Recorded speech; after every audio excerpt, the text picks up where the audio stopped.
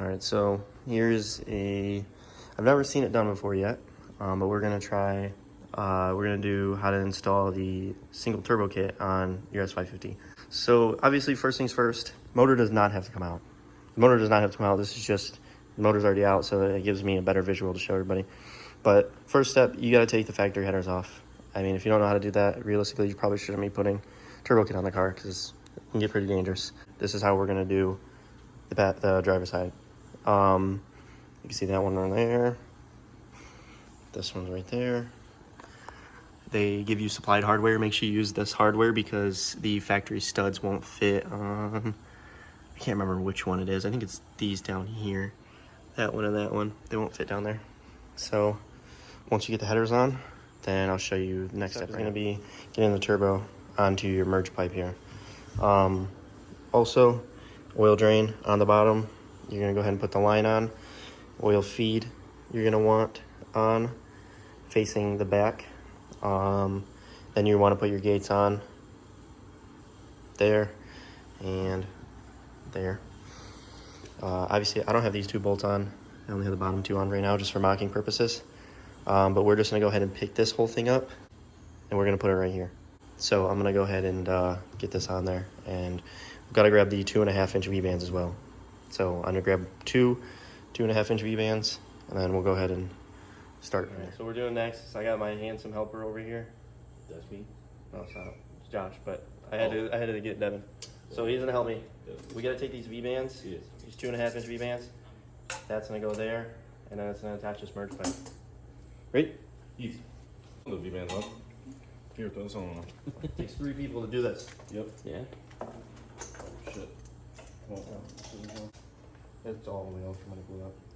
These lock nuts? Yeah. Okay, I was wondering why I couldn't tell you. All right, you wanna grab a socket real quick? This isn't gonna hold. My hands are over.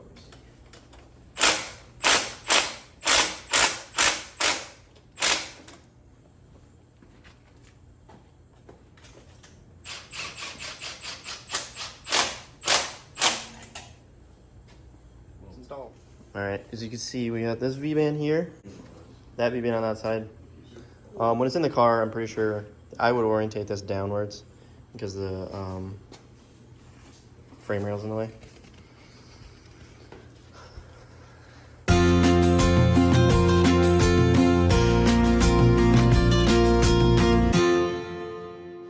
All right, so I got these suckers off Amazon. It is a, what is this?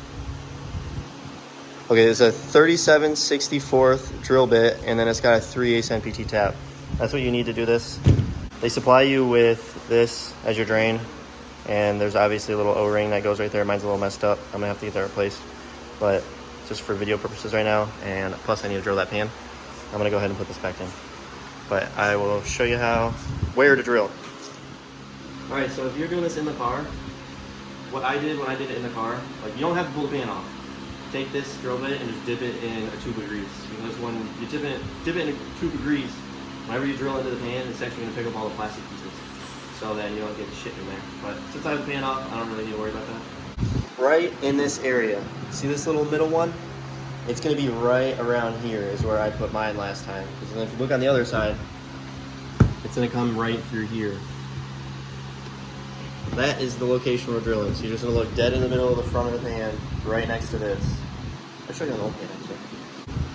It's exactly where it was on the old pan. Little to the right of this middle piece. Right in the middle. Yep.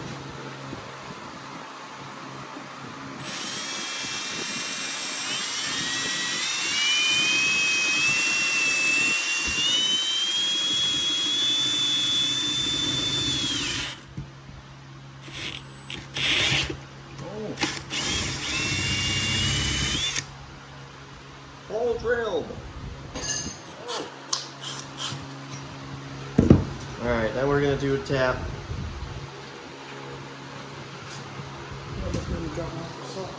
Drew, what size is this? Oh, we'll probably use a wrench.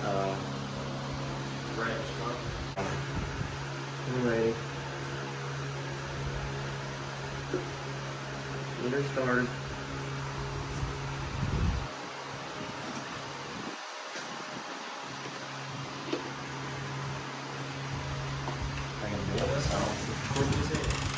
Oh.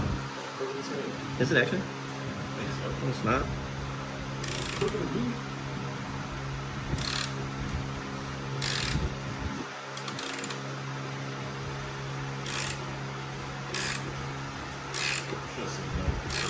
Huh? Should have sent it with the drill.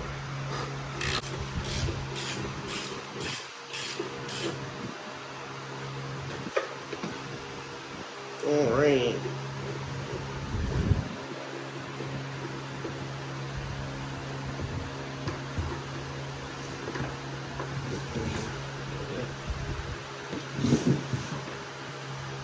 Get a light up in there. As you can see, it is now tapped.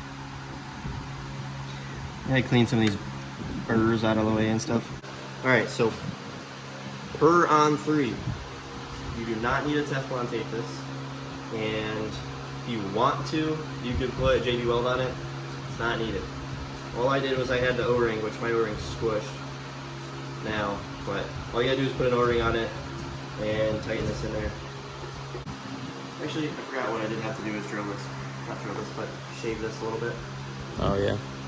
So it goes in a little better? No, not. I gotta shave this piece right here. Oh, so it fits? Yeah.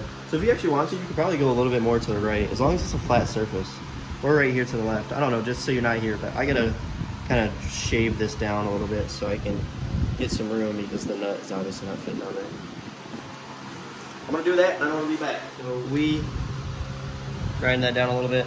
Like I said, you can go to the left a little bit or maybe a little bit more to the right. Just make sure it's a flat surface, but we grind that down a little bit and we're gonna go ahead and put this in.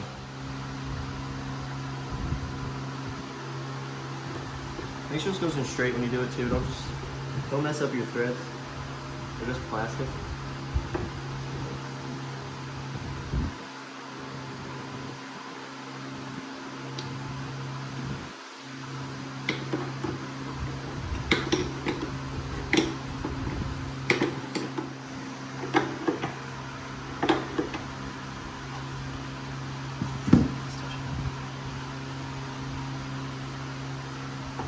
Alright, yeah, it's on there now. You don't need to tighten the shit out of this. It's plastic. You're putting this in the plastic. You do not need to tighten it. Like, just make sure it's on there, like, kind of snug, and it's all good. This, for one, there's not a lot of pressure that goes here anyways, so you'll be fine with just having this on there, like that. And like I said, if you want to, you can JB Weld around it, but per On3, you don't need to do any of that. So that's pretty much.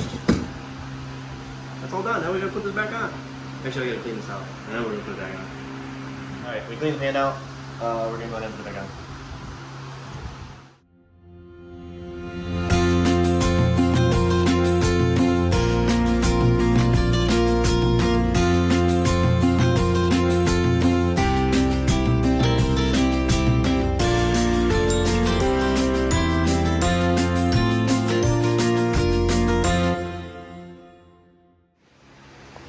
Alright, now that the pan's on, take your little oil drain that you hooked up there, and all you gotta do is spin around. I'm not gonna spin this all around. This whole turbo's gotta come back off anyway. Yeah. But put that on there. Do not over tighten it. Again, it's plastic.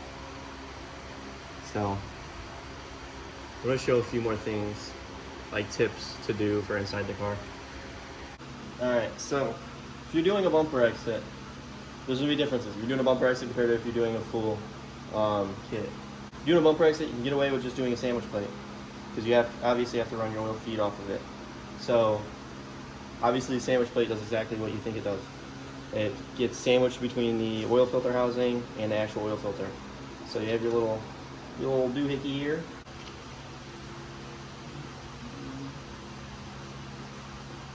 Whatever. I'm not tightening everything down right now. But sandwich plate goes on there. Oil feed gets ran up to here.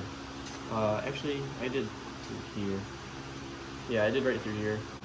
I would zip tie right here to the oil drain, because you obviously don't want this oil feed going next to any headers. Also, a few things you need to do. These brake lines on the driver's side, these brake lines need to be heat wrapped. because the header is very, very close to touching these. Obviously, you don't want brake lines to catch on fire either. That harness right there, that harness needs to be somewhat heat wrapped or something, or maybe even pulled and tucked somewhere else. Another thing too, I have a BMRK member, so I don't have a front sway bar. But if you have a front sway bar, they give you four spacers that look like this. And that's actually the spacer that you get. I just used it for something else. You're gonna need to put those spacers on the sway bar to space it up if you're running a full exhaust. If you're doing a bumper exit, you don't need to do that. So these are gonna come in pieces. There's 3 different pieces. This right here is the downpipe part. This will actually have to come right off the turbo. And then if you're running a bumper exit, this piece is like this to here. These 2 pieces are gonna be the bumper exit. If you're not running a bumper exit, you're gonna get another piece that comes off of this, and it goes back towards the motor, and it'll branch off into 2 different pieces. So this is all I have right here, so this is what I'm gonna show is bumper exit. But this is honestly self-explanatory too. Also a thing, depending on who you're tuned by, they will want both O2 sensors in here. Some tuners don't care, you don't really need them, but it's a possibility you do. So you're gonna put both of them in there. They have 2 bungs right here. I also heat wrap mine because it's right next to the radiator. Probably a good idea too. Just keep you on some hot plug.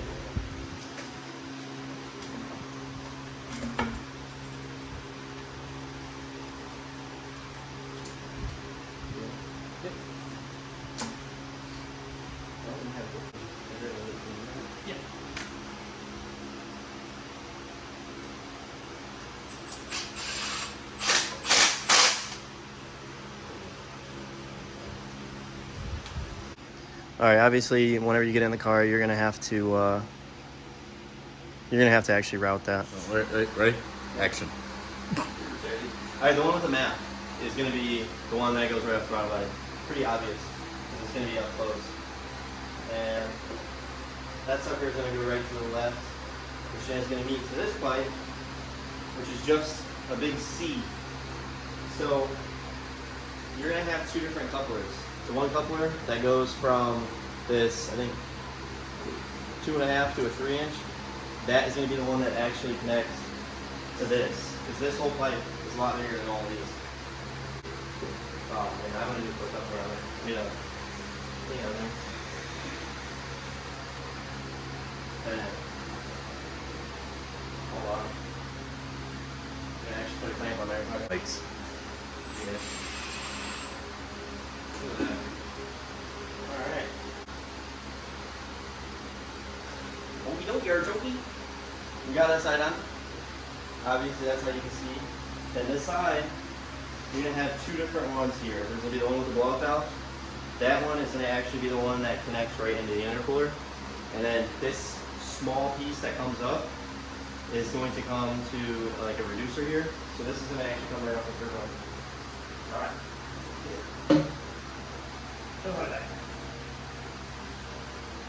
Probably put plans on that one too. Yeah, you're struggling now. I know. Alright. And then, just intercooler. I kind of want to get somebody to pop that up.